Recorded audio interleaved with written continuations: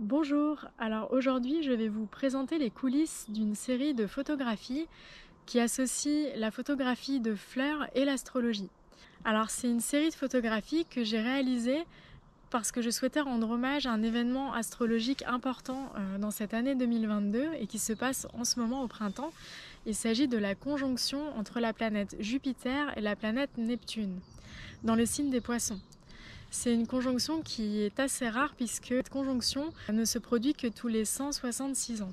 C'est un événement important. Comme en ce moment je travaille un projet qui associe la photographie de fleurs et l'astrologie, eh bien je trouvais que c'était intéressant d'associer les deux. Donc ce que j'ai fait pour cette série de photos, c'est que j'ai observé dans la nature ce qui se passait au niveau des fleurs pendant la période de la conjonction, donc Jupiter-Neptune en Poisson. Donc le moment le plus important de cette conjonction se situait au niveau du 12 avril. Et à cette période, donc, j'ai observé un certain nombre de fleurs et j'ai choisi une fleur pour évoquer cette conjonction.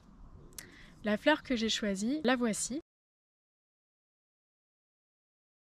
Il s'agit du muscari. Alors le muscari, c'est une petite fleur, elle fait à peu près 10-15 cm de hauteur. Elle est aussi appelée jacinthe à grappe. C'est donc une petite fleur qui se distingue parce que il s'agit d'une sorte de jacinthe, donc elle a un bulbe, elle a besoin de très peu de terre pour pousser, et puis on voit sortir de terre une tige verticale.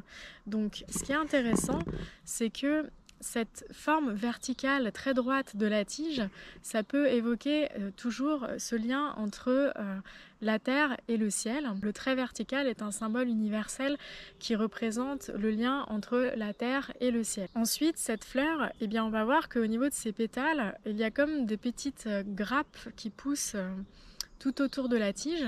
Et moi, ce que je trouve particulier et ce que j'ai souhaité mettre en valeur dans cette série de photos, c'est que je trouve que ces pétales ont une forme de petites amphores. On dirait vraiment comme des petites jarres qui se tournent vers le sol comme pour les arroser.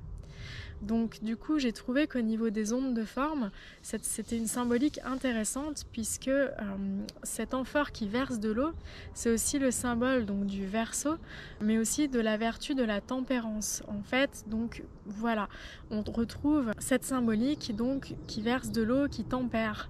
Donc je trouvais que c'était intéressant au niveau de cette fleur, cet équilibre entre cette tige verticale qui s'élève donc de la terre jusqu'au ciel, puis qui ensuite comme ça fait fleurir une petite grappe d'amphore qui amène une sorte de tempérance. En tout cas, c'est la symbolique à laquelle j'ai souhaité me relier. Un autre point qu'on remarque sur cette fleur dans cette série de photos, c'est la couleur du muscari. Ici, elle est bleu-violet. Donc le bleu-violet, au moment où cette fleur éclot, on est dans le signe du bélier. La couleur violet, elle, est un mélange en fait de rouge et de bleu. Donc je trouve intéressant de retrouver au niveau symbolique à la fois le rouge de l'action de la période du signe du bélier et en même temps le bleu du poisson, de l'eau, de la tempérance. Et les deux associés, ça nous donne le violet qui va être une couleur assez spirituelle reliée au chakra coronal. Si vous voulez en savoir plus sur le sujet, je vais vous mettre dans la description le lien vers un livre qui est très intéressant pour cela. Au niveau du muscari, on retrouve par sa couleur violette une couleur donc spirituelle qui rentre bien en écho avec la conjonction Jupiter-Neptune en Poisson qui permet donc une sensibilité particulière à la spiritualité.